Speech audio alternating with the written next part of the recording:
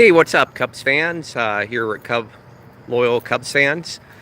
Doing a recap of the game on Tuesday night, August 21st.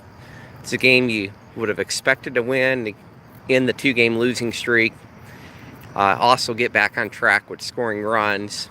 Unfortunately, it was more of the same of what we've seen against Pittsburgh, where Cubs lose 2-1. And ironically, we scored the same way, a solo home run, and then nothing. Frustrating night. Hendricks, who has had his ERA struggles in the first inning, he was looking better as of late. He gave up the only 2 runs in the first inning, and one maybe wasn't all his fault. It was kind of a ball that Elmore could get, but didn't have the best read, and it turned out to be like a bloop hit, and then it got to the quickest, a little bit of a bobble, and Candelario got a double out of it, and then they made some good 2-out hits to score a couple runs. Obviously still on Hendricks. Hendricks did give up 10 hits, but the defense did play great outside of that first inning, where there was a lot of double play balls, and one time there was no outs with men on second and third, and Hendricks got out of it. So Hendricks ended up going 7 innings, which that part is kind of a moral victory if you believe in those, especially when you play 23 games stretch, that you like to see your starters go deeper, keep that bullpen as fresh as possible. Otherwise, I don't know what we do. We have to just keep rotating like guys from Iowa, but we're looking at September 1st when we can bring up more guys, and then it shouldn't be much of a issue as much, but you always want the starter to go at least 6-7 innings anyway. So Hendricks, he did his part, quality start, 7 innings, 2 runs allowed in the books. Rizzo hit the home run. Looking at the last week, Rizzo's been hitting 364. Elmore did get a couple hits. He's hitting 333 the last week. He was in a funk as well, but going top to bottom, Baez has been getting some hits the last 7 days, like 269. Hayward is up there like 292. But even like Sobers is like 250, not horrible, but like Listella 222. Bodie is yesterday they were showing he's like 2 for 20, and then he got out since his grand slam home run. So it's more than just a few guys slumping. But one thing I'll give credit to Theo, if you look at the last 6 games where teams aren't scoring a lot of runs, the games that we're losing are 3-1, 2-1. Maybe we got the starting pitching figured out. We'll see. We were even trying to get Darvish back in there. We got the bad news that he's not going to come back. May not be a bad thing because, he may have been kind of pitching injured as is and wouldn't have been effective, it looks like. He didn't look very effective in small sample size at South Bend anyway. So he's out for the year. Hopefully he comes back strong next year. We'll deal with that next year. Bringing in Hamels was smart, and Chavez is looking great in ERA under 2 with Chicago. De La Rose has done decent. You could say Kinsler, his ERA is like 4.5 with the Cubs, but only 6 innings of work, 3 earned runs, small sample size.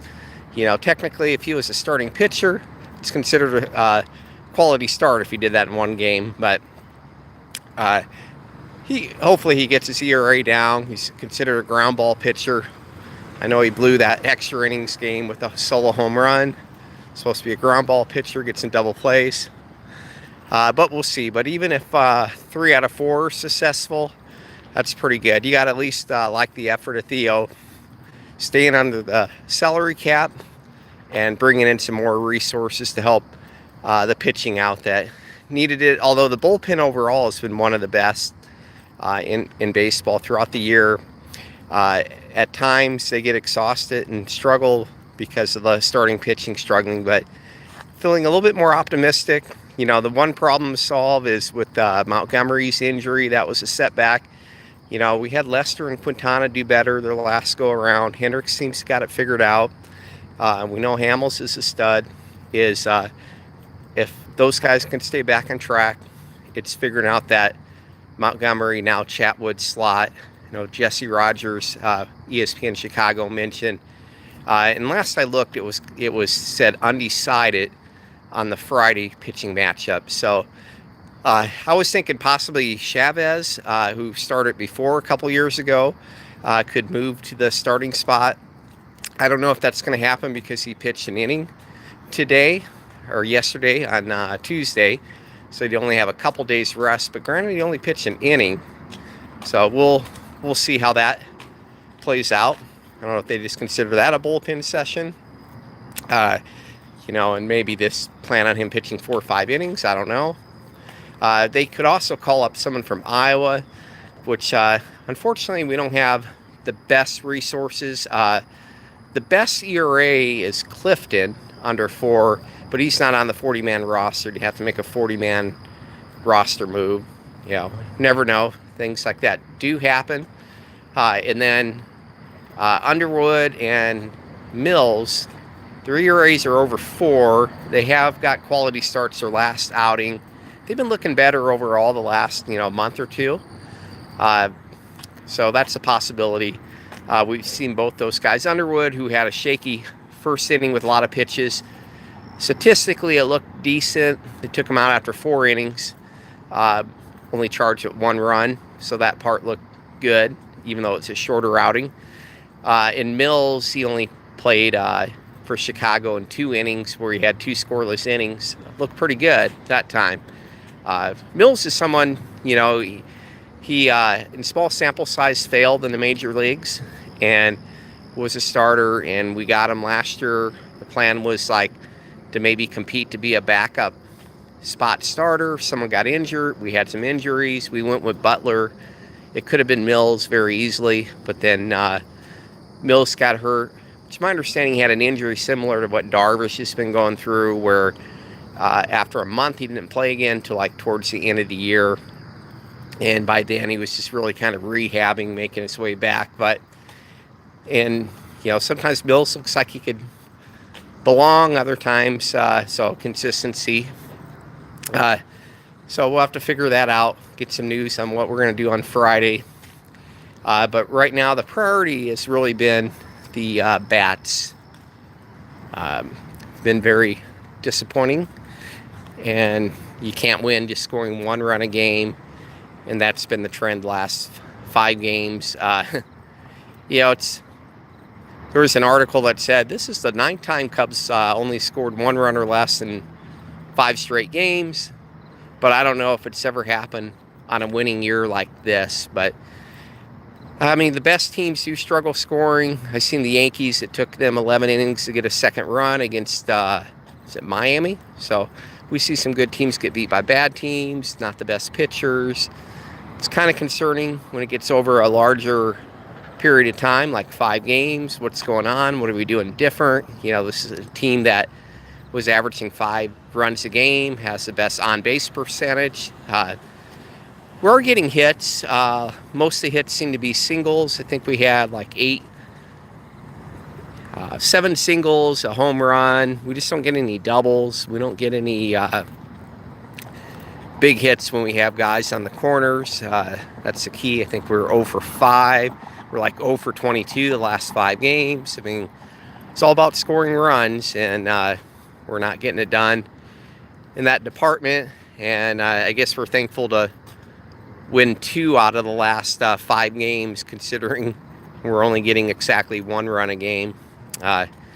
It's nice to win some 1-0 games every now and then, playoff baseball, but you expect to score a lot more, especially against a team that's not in playoff contention. So hopefully tonight will be the night we break this 1 run a game streak against Liriano. It's a guy that used to be a good pitcher, but his ERA is somewhere around 5 this year. And so this hopefully will be a game. Cubs get back. We did bring in Daniel Murphy. It's kind of a surprise waiver wire trade too. And, after bringing in 4 pitchers, I think this guy is the wow trade. And giving up a few minor league guys that I don't even know if they'll ever make the major leagues, but it definitely makes a need for us right now to help the Cubs out. His defense isn't the best. They're kind of going to figure things out. Right now with Brian out at third, some talks of playing him at third or playing him at second. Maybe give Russell more days off. Russell's been playing banged up for quite some time too, but I hate to use that as an excuse for Russell because I've seen games where he gets a double. So it's like, are you hurt or not? So, but Madden will figure out how to go with the hot hand. They may even figure out they might bat him a couple times, and then if we get the lead, take him out and go with defense. He may be able to spark the other guys with this offense going, and especially if they're talking about batting him at the beginning of the lineup, get him more at bats. I understand he's hit like 339. I don't know, over the last month and a half or 2 months or something like that. So he's been on fire. I like to get him a lot of at-bats. I think they should also consider figuring out a way to get him up after guys get on base. Almora's getting singles again. Can he bat after Almora? Whatever it takes, figure that out. Maybe have Rizzo and Murphy bat after Almora. Or Sober's bat in front of him. I don't know. But hopefully that should help. At least I got to respect Theo. He sees some problems and he's finds solutions. We're not content to say, hey, we're in first, we're cool. Because you see other teams coming behind. Milwaukee, they're having their ups and downs too. They lost last night. So now St. Louis, they keep winning. They beat the Dodgers 2 in a row. And St. Louis is 2.5 games behind the Cubs. They're in second place now. And Milwaukee is 3 games behind. If the season was done today, Cubs, Brewers, and Milwaukee would all make the playoffs. So we'd have 2 wildcard teams and 3 teams all in the same division. It's amazing. At the beginning of the year, people act like we were in a weak division. Even Pittsburgh and Cincinnati caught fire for a little while. Pittsburgh won 11 games in a row at one point. Cincinnati got us on an off, weekend where they beat us 4 in a row. And they looked pretty good against Milwaukee yesterday. They came back and won late, 7-5. Granted, Milwaukee's pitcher Guerrero is struggling, but then they got against them in their bullpen. It's pretty good. The win game's late. I was watching the Cubs game, and they were saying Detroit is 41-4 when they're winning after 7 innings. So even against a bad team, it's not easy to come back and win, even down a run or 2. So Cubs need to do a better job against starting pitchers. They just need to get more runs going early. It helps with the momentum. Need to see more guys get it going. Happens sometimes where a lot of guys slump at the same time, and that's usually when a losing streak is going to happen. We'll start a new winning streak tonight, 6 p.m. Go Cubs, go.